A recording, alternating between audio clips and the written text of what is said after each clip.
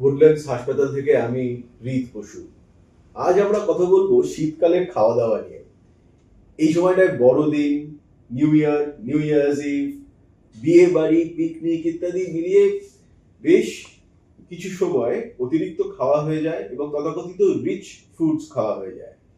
তার মধ্যে থাকে নোলেন গুড়ের মতো সিনফুলি গুড খাবার, যেগুলোকে না বলা যায় না। সব মিলিয়ে আপনি উচ্ছ্বসিত হলেও আপনার ওজনের কাঁটা কিন্তু মুখ ভার করতে পারে। আজ আমাদের সঙ্গে রয়েছেন Shrimati Shrinabanti Dutta, manager dietetics, Woodlands হাসপাতাল। ওনার থেকে আমরা জেনে নেব কিভাবে রসনা বিলাসকে ওজন বাড়ার কারণ হওয়া থেকে বিরত করা যায়। আমার প্রথম প্রশ্ন আপনার কাছে, এই সময় এই যে নোলেন গুড়ের, রসগোল্লার মতো প্রায় অপরিহার্য খাবার, এর সামনে আমরা ঠিক কি কি ভুল করে ফেলি? আমাদের প্রথম কথা হচ্ছে যে জিনিসটা আমরা বারণের মধ্যে রাখি সেটাইতেই আমাদের কিন্তু বেশি আগ্রহ জন্মায়। তো আমরা সারা বছর কিন্তু অপেক্ষা করে থাকি শীতকালে নতুন গুড়টা কখন পাবো এবং নতুন গুড়ের সন্দেশ বা নতুন গুড়ের রসগোল্লা আমরা কবে খাবো।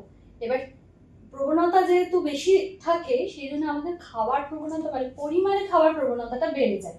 তো যেহেতু সারা বছর পাইনি, শীতকালে গিয়ে আমি ওটা খাবো, তো ওই পরিমাণটাকে আমাদেরকে একটু ভাবতে হবে যে আমি ভালোবাসি, আমি সারা বছর পাইনি, আমি এনজয় করবো শীতটা, কিন্তু তার সঙ্গে এই যে খাবারগুলো আছে সেগুলো ডেফিনেটলি খাবো, কিন্তু একটু পরিমাণে কম, যাতে করে আমার পরবর্তী শীতকালের পরের সময়গুলোতে আমার সেই ওজনটা কমাতে কষ্ট না হয়।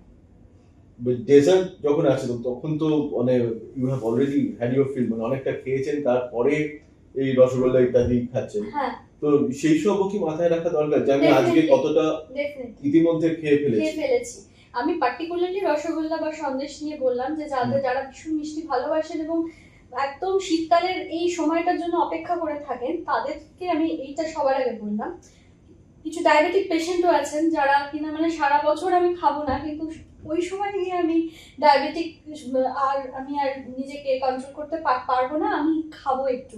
তো তাদের জন্য আরো বেশি করে খান, এনজয় করুন, কিন্তু অল্প পরিমাণে খান, প্রোভাইডেড আপনার ব্লাড সুগার যেন কন্ট্রোলে রাখবেন সারা বছর, এবং ওই সময়টা আপনি নিজেকে যে ইন্ডালজ করছেন, এই যেগুলো রেস্ট্রিক্টেড খাবারটা খেয়ে ইন্ডালজ করছেন, তাতে আপনার শরীরে যেন খুব বেশি ক্ষতি না হয়। আর সারাদিনে কতটা কি খাচ্ছেন যেটা আপনি বললেন, তার উপরে ডেফিনেটলি ডিপেন্ড করবে যে আমি এর পরে আর কতগুলো রসগোল্লা খাবো।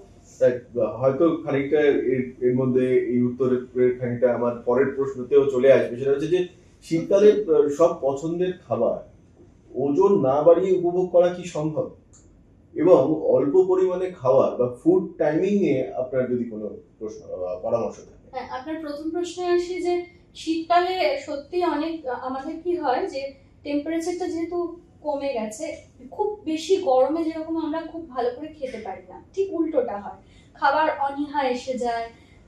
একদম সেই টক ডাল টক দইয়ের ওপরই আমরা বেশি থাকি, ঠিক উল্টোটা হয় শীতকালে।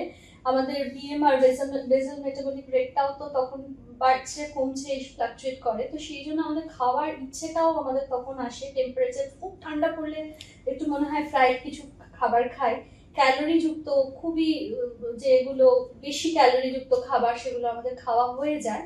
তো শীতকালে যারা এর সঙ্গে সঙ্গে আমাদের দেখবেন শুধু এই হাই ক্যালোরি ফুড ছাড়াও আমাদের শীতকালে কিন্তু প্রচুর পরিমাণে বিভিন্ন রকমের ভেজিটেবলস, সবজি, ফল, অনেক কিছু পাওয়া যায় যেটা কিনা গরমকালে তুলনায় অতটা পাওয়া যায় না। তো সেইটাকে যদি আপনারা ব্যালেন্স করতে পারেন তাহলে আপনারা কিন্তু ওজনটাকেও ঠিক মতো নিয়ন্ত্রণে রাখতে পারবেন। আপনি খেলেন মানে উচ্চ ক্যালোরি যুক্ত যে খাবারগুলো সেগুলো খাচ্ছেন যেরকম, তার সঙ্গে সঙ্গে কম ক্যালোরি যুক্ত খাবার, ফল, সবজি, এগুলোও যদি তার সঙ্গে অ্যাড করেন তাহলে যতটা ফ্যাট নিচ্ছেন ততটা কিন্তু মেটাবলাইজড হয় না, ততটা শরীরে জমে না। অল্প পরিমাণ খাবার নেওয়ার কোনো ট্রিক আছে কি? অল্প পরিমাণ খাবার নেওয়ার ট্রিক এভাবে বলা মুশকিল, কারণ আমাদের তো আমরা সবসময় পোর্শন বলে দিই যে আপনি এতটা খাবেন, এত কাপ ভাত, এতটা রুটি, এই জিনিসগুলো। তো তার জন্য ডেফিনেটলি কোনো একজন এক্সপার্টের কাছে আপনাকে আসতে হবে।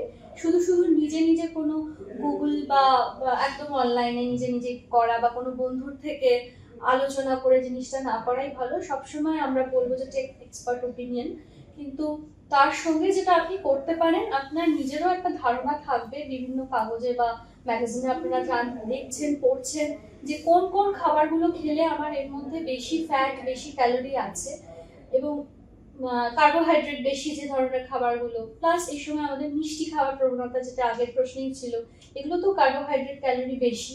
তো আমরা ওটা খাওয়ার সঙ্গে সঙ্গে যদি আমরা ভাত রুটির পরিমাণটাকে একটু ব্যালেন্স করি, মানে আমি ভাতও বেশি খেলাম, তার সঙ্গে মিষ্টিও বেশি খেলাম, তার সঙ্গে প্রচুর স্পাইসি অয়েলি খাবার খেলাম, ডেফিনেটলি আপনার ওজনটা বেড়ে যাবে। তো সেইটাকে পুরোটা ব্যালেন্স করাটা খুব জরুরি। আর ফুড টাইমিং নিয়ে কিছু ফুড বলবেন? টাইমিং নিয়ে সবসময়ের জন্যই, এটা কিন্তু শুধু শীতকালের জন্য নয়, সবসময় 3 থেকে 4 ঘন্টা অন্তর খেলে ভালো হয়, কারণ হজমটা ভালো হয়। আর শীতকালে আর একটা ইম্পর্টেন্ট জিনিস হচ্ছে আমাদের জল খাওয়ার প্রবণতা খুব কমে যায়। এই এত হেভি মানে ফ্রাইড ফুডস, ক্যালোরিযুক্ত খাবার খাওয়ার পরে আমাদের যদি ঠিক মতন পরিমাণে জলটা না খাই, মেটাবলিজমটা এফেক্ট করে, ডিহাইড্রেশন হয়, হজম হয় না। অনেক কিছু খেয়ে ফেললাম, তারপরে লেপের তলায় মানে গরমে বা মানে ঠান্ডায় সেটা ঘুমোচ্ছি, জিনিসটা হজম হলো না, পরের দিন দেখা গেল ইনডাইজেশন। তো জলটাও ঠিক মতো করে খেতে হবে। শীতকালের কোনো খাবার বা কোনো দৈনন্দিন অভ্যেস এরকম আছে কি যেটা করলে পরিমাণে বেশি খাওয়া সত্ত্বেও একটা ভারসাম্য বজায় রাখা যায়, অথবা ওজনটা ঠিক রাখতে সাহায্য করে? এটা আমি আগের প্রশ্নের উত্তরেই খানিকটা বললাম যে শীতকালে যেরকম আমাদের অনেক কিছু প্রলোভন করার মতন খাবার আছে, সঙ্গে সঙ্গে প্রচুর পরিমাণে শাক সবজি ফল আছে। আপনি মৌসুমী ফল পাচ্ছেন সেই সময় প্রচুর, তাছাড়া সবুজ শাকসবজি, প্রচুর শাক এই সময় অ্যাভেলেবেল, যেটা কিনা কিন্তু গরমে থাকে না। তো ওই শাকসবজিগুলোর মধ্যে প্রচুর পরিমাণে ফাইবার থাকে। তো আপনি যখন ফ্যাট জাতীয় খাবারগুলো নিচ্ছেন, তার সঙ্গে যখন এই ফাইবার রিচ খাবারগুলো নিচ্ছেন, তো আপনার ডেফিনেটলি মানে টোটাল ফ্যাট ইনটেকটার মেটাবলিজমে আপনার এতটাই সাহায্য করবে যে ফ্যাট অ্যাকুমুলেশন হবে না, মানে শরীরে মেদটা জমতে অতটা সাহায্য করবে না। আর এর সময় আমি একটা জিনিস বলবো, যেহেতু ফেভারেবল ক্লাইমেট থাকে, আপনারা এই সময় জগিং বা ফিজিক্যাল অ্যাক্টিভিটিটাও বাড়াতে পারেন, তাতে করে যা খাচ্ছেন কিছুটা আপনার ক্যালোরিটা বার্ন হবে। আমরা যখন নেমন্তন্ন খেতে যাই কোনো কোথাও, তো সেখানে আমরা কিভাবে কম খাবার ব্যাপারে নিজেদের মোটিভেট করতে পারি? একটা জিনিস আমি বলতে চাই যে যখন আপনি কোথাও খেতে যাচ্ছেন, যদি ওখানে বুফে অ্যারেঞ্জমেন্ট থাকে, আপনি একটা ডিশ নিয়ে আপনি প্রথমেই যা যা আছে সবকিছু তুলে না নিয়ে একবার যদি পুরোটা পর্যবেক্ষণ করে নেন, এবং নেওয়ার পরে আপনি যদি যে পার্টিকুলার ফুড আইটেমটা আপনার মনে হচ্ছে যে এটা আমি পরবর্তী সময় পাবো না, সেইটা আপনি নিজে যদি অল্প পরিমাণে খান। এবং আর একটা ইম্পর্টেন্ট হচ্ছে পোর্শন যদি কন্ট্রোল করেন, ধরুন এছাড়া এটার পরে এবার আপনার যে যে খাবারগুলো মনে হচ্ছে এরপর আমি খাবো, সেটা যতটা আছে তার থেকে কম নিলাম। যদি একটা পুরো ফুল প্লেট না নিই, আমি যদি একটা কোয়ার্টার প্লেট নিই, ওখানেই কিন্তু আমার অ্যামাউন্টটা কমে যাচ্ছে।